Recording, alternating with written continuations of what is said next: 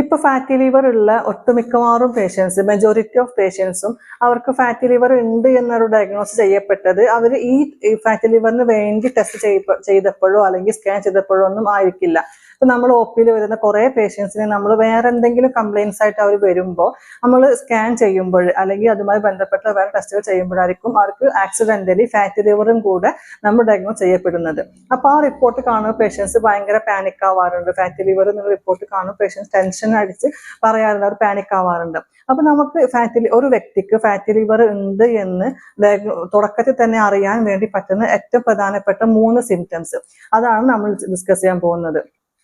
ഒന്നാമതായിട്ട് ഇവർക്ക് എപ്പോഴും ഉണ്ടാവുന്ന വയറിന്റെ അസ്വസ്ഥതകൾ, പ്രത്യേകിച്ച് ഒരു വയറിന്റെ റൈറ്റ് സൈഡിൽ എപ്പോഴും ഉണ്ടാകുന്ന ചെറിയ ചെറിയ വേദന, അത് കണ്ടിന്യൂസ്ലി വന്നും പോയി നിൽക്കുന്ന ഒരു വേദന. അതുപോലെ തന്നെ ഇവർ പറയും ആ ഭാഗത്ത് ഒരു അസ്വസ്ഥത ഉണ്ട് എന്ന് പേഷ്യൻസ് പറയും.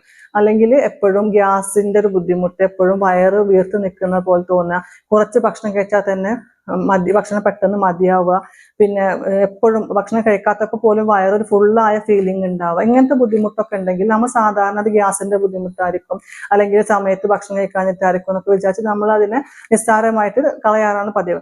പക്ഷെ ഇത്തരം ബുദ്ധിമുട്ടൊക്കെ ഈ പേഷ്യൻസ് കുറച്ച് കാലങ്ങളായിട്ട് പറയുന്നുണ്ടെങ്കിൽ, ചില മെഡിസിൻസ് കഴിച്ചിട്ടും അവർക്ക് ഇത് മാറുന്നില്ല എങ്കിൽ നമ്മൾ അത് ഫാറ്റി ലിവർ മൂലമാണ് നാം സംശയിക്കേണ്ടതുണ്ട്. ആ ടെസ്റ്റുകൾ നമ്മൾ ചെയ്യേണ്ടതുണ്ട്. രണ്ടാമത്തെ സിംറ്റമാണ് ഇവർക്ക് ഉണ്ടാവുന്ന ക്ഷീണം. ഈ ഫാറ്റി ലിവറിലുള്ള പേഷ്യൻസിന് എപ്പോഴും ഒരു ക്ഷീണം അല്ലെങ്കിൽ ഉന്മേഷക്കുറവ് ഉണ്ടാവും. നമ്മൾ പേഷ്യൻസ് തന്നെ പറയും നമുക്കൊന്നും ചെയ്യാൻ തോന്നണില്ല, അല്ലെങ്കിൽ എപ്പോഴും ഇരിക്കാൻ തോന്നുകയാണ്, എപ്പോഴും കിടക്കാൻ തോന്നുകയാണെന്നൊക്കെ പറയും. ഇത്തരം പേഷ്യൻസ് ഒരു ഫംഗ്ഷന് പോയാലും അല്ലെങ്കിൽ വീട്ടിൽ ആളുകൾ വരുമ്പോഴൊക്കെ ഇവരെപ്പോഴും ഇങ്ങനെ കിടക്കുകയായിരിക്കും, അല്ലെങ്കിൽ എപ്പോഴും ഇങ്ങനെ ഉഷാറില്ലാതെ ഇരിക്കുന്ന ഒരു സിറ്റുവേഷൻ ഉണ്ടാവും. ഇപ്പൊ നമ്മൾ പ്രോപ്പറായി റെസ്റ്റ് എടുത്താലും അല്ലെങ്കിൽ നല്ലോണം ഉറങ്ങിയാൽ പോലും ഇവരുടെ ആ ഒരു ക്ഷീണം മാറുന്നുണ്ടാവില്ല. ഉറങ്ങി എണീറ്റാൽ പോലും ഇവർക്ക് ഒരു ക്ഷീണം അല്ലെങ്കിൽ ഉറക്കത്തിൽ നിന്ന് എണീറ്റിട്ട് പോലും ഒരു റിഫ്രഷ്ഡ് ഫീലിംഗ് ഇല്ലാത്തൊരു സിറ്റുവേഷൻ അവർ പറയാറുണ്ട്. അപ്പൊ ഇത് കുറച്ച് കാലങ്ങളായിട്ടുണ്ടെങ്കിൽ ഫാറ്റി ലിവറിന്റെ ബുദ്ധിമുട്ടാവാൻ സാധ്യതയുണ്ട്.